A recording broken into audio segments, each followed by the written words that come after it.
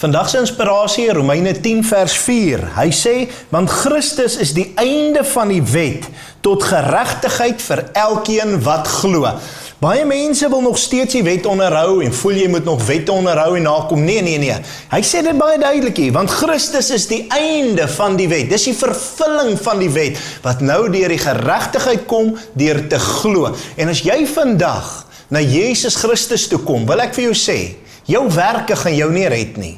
Dit wat jy doen, jou goedheid, jou talente, jou geld gaan jou nie red nie. Dis geloof dat jy weet dat Jesus Christus is die Seun van God, wat aarde toe gekom het vir jou en my, sodat ons kan glo. Mag die Here jou vandag opnuut laat besef, niks wat jy doen, red jou nie. Daai ou kerkliedjie het so mooi gesê, into thy presence we come, not by the works we have done, but by thy grace, and thy grace alone. En daarom deur sy genade is ek en jy gered, deur die geloof wat ons glo en weet, Jesus Christus is die Seun van God. Amen.